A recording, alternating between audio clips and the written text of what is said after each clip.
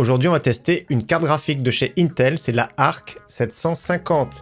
Vous allez me dire, cette carte graphique est sortie il y a environ 4 mois, mais je ne l'ai pas testée pour deux raisons simples. La première, c'était le prix, j'ai trouvé trop élevé, j'étais un petit peu déçu. Et la deuxième chose, c'était que vraiment les pilotes n'étaient pas spécialement à jour. Donc 4 mois sont passés. Est-ce que ces deux points sont corrigés? On voit ça tout de suite dans cette vidéo. Salut tout le monde, c'est Flo et bien sûr j'espère que vous avez la forme. Donc test de carte graphique au bon rapport qualité-prix, moi c'est ce que j'aime bien sur la chaîne. Donc Intel Arc 750, elle est sortie comme je l'ai dit il y a quelques mois. Donc là les pilotes se bonifient, les prix ont baissé récemment. Donc deux bonnes choses, on va y revenir dans cette vidéo. Donc c'est la petite sœur, la A770, c'est la grande sœur. Donc je pense que le rapport performance-prix est meilleur sur celle-ci. La vidéo va se décomposer en plusieurs parties. Bien sûr, ça va être la présentation, on va parler brièvement des technologies. On va parler bien sûr des pilotes et du prix, voir ce qu'il y a sur le marché justement. On va parler bien sûr des performances en jeu. Donc j'ai testé sur pas mal de jeux, 1080p, 1440p. On va parler de la température, du bruit également, de la consommation. Et ensuite, on va faire un petit point rapidement sur l'évolution des pilotes. Donc j'ai comparé sur des anciens pilotes, donc pilotes récents et pilotes plus anciens. Et après, bien sûr, le bilan, les points positifs, les points négatifs. Donc c'est parti, on parle de cette carte graphique ici que j'ai entre les mains. Déjà, elle fait vraiment premium quand on la déballe tout de suite. Même les petites équerres à l'arrière, comme vous voyez, noir avec le petit logo Arc ici 750. Donc c'est une carte graphique avec un système de double ventilateur qui est quand même assez lourde. Elle fait 2 slots d'épaisseur comme vous voyez. Et la petite backplate à l'arrière, juste simplement marqué Arc 750, donc toute noire. Il y a juste le petit logo ici qui sera illuminé en blanc, donc je trouve ça vraiment très sobre. Relativement compact, hein, c'est 27 cm, donc dans beaucoup de boîtiers ça passe. Au niveau de l'alimentation, donc 2 connecteurs, un 8 broches et un 6 broches, donc juste ici. Donc voilà, on va parler du bruit après, etc. Mais ce ventilateur et son look, personnellement, moi j'aime bien la sobriété. Donc c'est un modèle spécial édition et petit à petit, il y a des marques qui arrivent sur le marché. On va regarder tout de suite après les prix. Donc voilà, moi j'aime bien parce que c'est un côté plutôt premium pour un prix contenu. Donc c'est vraiment assez classe et assez sobre. Donc rapidement au niveau de la technologie, hein, cette carte graphique est équipée avec 8 Go de VRAM. Sa grande sœur également, la A770, a une version 8 Go, version 16 Go. 28 XE Core. La grande sœur en a 32, 28 RT Core, la grande sœur en a 32. Donc cette carte graphique gère bien le ray tracing. Donc pas beaucoup de jeux sont compatibles pour le moment, donc ça va arriver au fur et à mesure. Donc on va dire que c'est future proof. Également la technologie de super sampling, la XE Super Sampling. Donc une mise à l'échelle comme vous savez. Tous les concurrents le font aussi également. Et donc ce qui fait plaisir personnellement sur cette carte graphique, je trouve, c'est l'encodeur AV1, donc AV1. Donc là c'est vraiment top pour les créateurs de contenu, pour les logiciels notamment de rendu vidéo, pour les logiciels également de streaming, OBS, etc. C'est vraiment le top. Donc gros avantage par rapport aux concurrents du jour que je vous présenterai juste à suivre. Donc au niveau des pilotes graphiques, maintenant il y a un gros travail à faire de la part de chez Intel parce qu'il est nouveau sur les cartes graphiques pour gamers. Donc c'est vraiment un très gros travail quand on voit que Nvidia ou AMD, ça fait très longtemps qu'ils sont sur le marché, donc ça fait très longtemps qu'ils travaillent les pilotes. Aujourd'hui c'est vraiment le plus gros travail qu'a à faire, je pense, Intel, ce sont les pilotes graphiques. Donc je pense que c'est pour ça aussi que ça a retardé aussi le lancement parce qu'elle devait sortir un peu plus tôt en 2022. Donc gros travail des pilotes, les pilotes ils sortent assez régulièrement, beaucoup plus régulièrement qu'AMD on va dire. Donc les pilotes, hein, la page de téléchargement notamment ici, quand je mets download, donc moi j'ai testé le dernier ici, le 4091 qui a promis de meilleures performances. Et donc comme j'ai dit tout à l'heure, je l'ai opposé également à d'anciens pilotes. Donc voilà, n'hésitez pas à regarder régulièrement si vous achetez cette carte graphique, de mettre à jour les pilotes. Et en plus, la page est vraiment super bien faite. Donc maintenant, on va parler du prix, on va regarder ce qui se passe sur le marché parce qu'Intel a baissé le MSRP. Donc les prix en février 2023, nous sommes sur le site I Am Nuke, donc spécialisé tout ce qui est Intel, notamment Intel Nuke bien sûr. Donc là, 292,50 € pour la Intel Arc A750. Donc le modèle qu'on a présenté dans la vidéo, donc c'est vraiment pas mal du tout.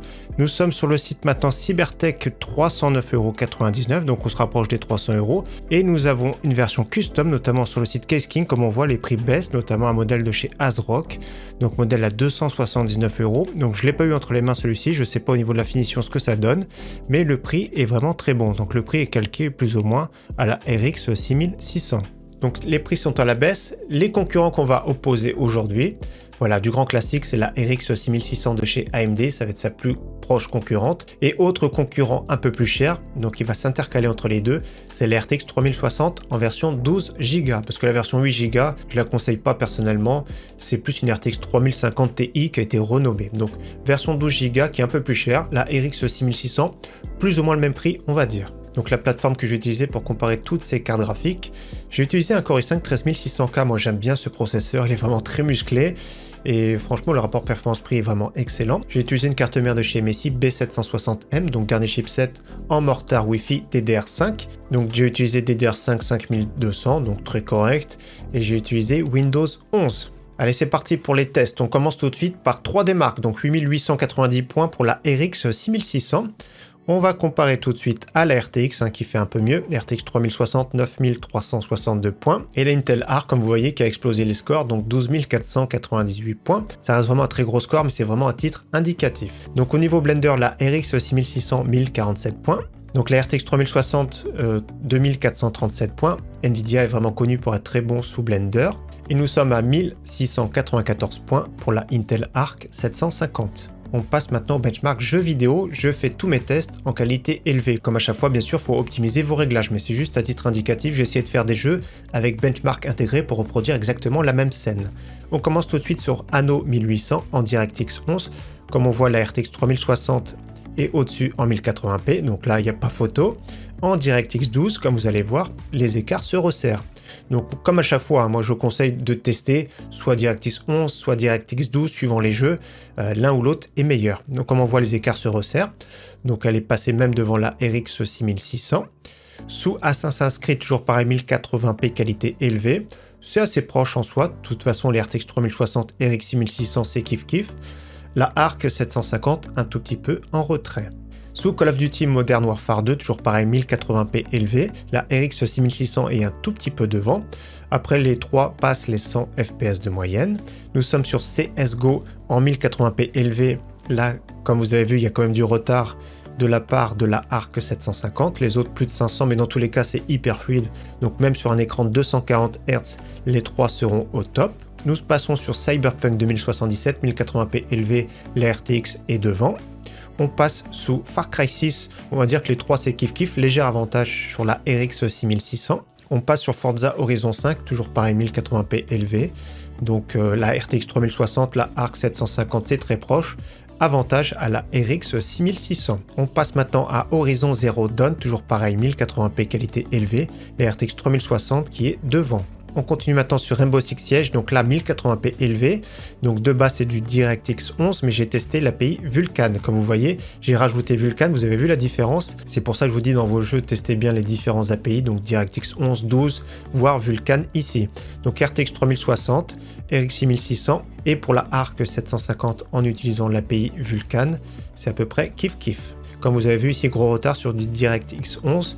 Donc là, c'est au niveau des pilotes. On termine par Tomb Raider en DirectX 12 pour du 1080p élevé. C'est assez proche les trois, léger avantage pour la RTX 3060. La moyenne des jeux en 1080p, comme on voit ici, c'est très proche entre la RTX 3060, la RX 6600 et la Arc 750, légèrement en retrait, mais ça reste vraiment super convenable. Elle permet largement de jouer à tous les jeux du moment en 1080p en bonne qualité.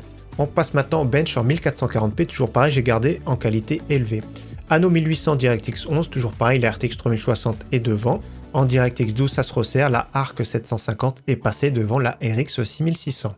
Assassin's Creed, pareil, c'est vraiment très proche pour les trois, donc là, il n'y a pas grand chose à dire. Call of Duty Modern Warfare 2, l'écart se resserre également. La Arc 750, comme on voit déjà, est un peu plus à l'aise en 1440p. À savoir que la RX 6600 se débrouille beaucoup mieux en 1440p dans sa version XT qui est plus chère. On continue sur CSGO, toujours un retard sur la Arc 750 malheureusement, mais ça reste vraiment des hauts taux de FPS dans tous les cas. Cyberpunk 2077, là c'est vraiment assez serré. La RX 6600, comme je l'ai dit, a un peu plus de mal en 1440p. Sous Far Cry 6, cette fois-ci, la Arc 750 est en première position. Sous Forza Horizon 5, c'est à peu près kiff kiff pour les trois. Sous Horizon Zero Dawn, c'est pareil, c'est assez serré, mais la RX 6600 est encore en retrait. Sous Rainbow Six, comme je l'ai dit, en utilisant l'API Vulkan, la Arc 750 se débrouille vraiment très bien et très proche de la RTX 3060. Et pour finir, sous Tomb Raider en DirectX 12, c'est vraiment très proche pour les trois, avec toujours un léger retrait pour la RX 6600. Au niveau performance globale en 1440p, voilà ce qui fait chuter la moyenne de la Arc 750, c'est d'avoir inclus CSGO. CSGO, c'est un jeu en DirectX 9 et apparemment la Arc a plus de problèmes. Dans tous les cas, c'est vraiment assez proche encore en 1440p avec des taux de FPS vraiment très corrects pour jouer à tous les jeux du moment en bonne qualité. Alors comme vous voyez, les performances globales sont vraiment très bonnes. Maintenant, on va parler de la température de ce GPU avec un très bon système de refroidissement. Là, c'était 70 degrés. 70 degrés, c'est vraiment pas mal, il y a vraiment zéro souci. Au niveau du bruit, maintenant, c'était environ 39 décibels à 10 cm. Quand on est vraiment collé en charge proche des ventilateurs, c'est 42 décibels. Je vous fais écouter de suite.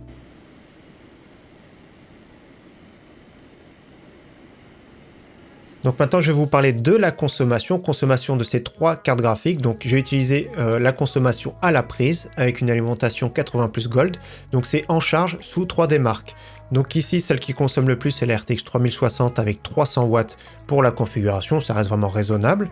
Ensuite, nous avons la Arc 750 juste derrière avec 290 watts. La RX 6600 va consommer moins avec 230 watts. Petit point rapide sur le ray tracing et sur le XE Super Sampling. Donc sur le ray tracing, il y a peu de jeux qui sont compatibles. J'ai testé notamment sur Cyberpunk, c'est à peu près du même niveau qu'une RTX 3060. De toute façon, c'est pas des cartes graphiques assez puissantes pour activer le ray tracing en général avec des gros paramètres graphiques. J'ai testé également sous Tomb Raider, c'est à peu près équivalent d'une RTX 3060, donc c'est vraiment très correct.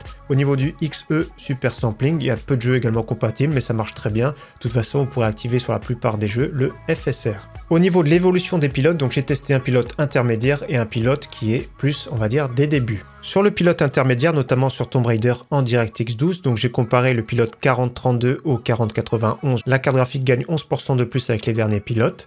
Quand on est sur Rainbow Six Siege en DirectX 11 1080p, on va gagner également 10% de plus par rapport au pilote précédent. Donc les pilotes sont vraiment pas très vieux, ils datent de fin 2022.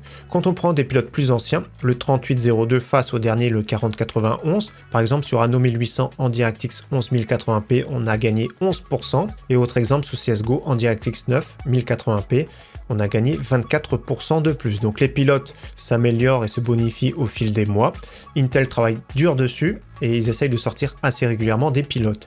Donc la carte graphique va se bonifier, ça c'est un bon point. J'ai essayé de comparer sous Blender avec le pilote 3802 1650 points, le 4032 1672 points et donc le dernier qu'on avait vu 1695 points. Donc ça grappille petit à petit des petits points. Donc que penser de cette Arc 750 de chez Intel? Donc déjà ça fait plaisir, un troisième acteur sur le marché des cartes graphiques. Donc je trouve qu'au début, moi j'étais sceptique. J'étais sceptique quand j'ai vu les prix surtout. J'ai tout de suite tiqué. C'est pour ça, comme je l'ai dit, j'ai pas voulu tester de suite.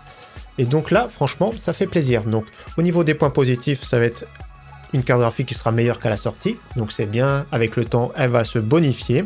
Un bon rapport performance-prix global, même si la RX 6600 fait encore un tout petit peu mieux. Et surtout, le gros point positif dans ce budget-là, ça va être surtout l'encodeur AV1, donc AV1. Ça, pour moi, c'est un gros point positif pour les créateurs de contenu, parce que pour le moment, il n'y a aucune concurrente avec un encodeur AV1 sur le marché. Il faut taper sur des cartes graphiques beaucoup plus chères, notamment les RTX 4070 Ti, les RX 7900 XT. Donc pour les créateurs de contenu, c'est vraiment une bonne nouvelle pour ceux qui cherchent un PC pour la productivité sans se ruiner. Au niveau du point négatif sur cette carte graphique, c'est qu'il y a encore du travail à faire sur les pilotes, comme j'ai dit. Dans tous les cas, c'est prometteur, ça fait plaisir, il y a une évolution par rapport à la sortie, surtout au niveau du prix, baisse de prix, et donc aujourd'hui je pense que ça devient un bon choix pour ceux qui cherchent à se monter un PC, on va dire à prix raisonnable, entre 700 jusqu'à 900 €. Et également pour les créateurs de contenu, bien sûr. Donc voilà pour le vidéo test de la carte graphique de chez Intel Arc 750 et j'espère qu'elle vous aura plu. Je vous dis à très bientôt sur ma chaîne. Ciao, bye!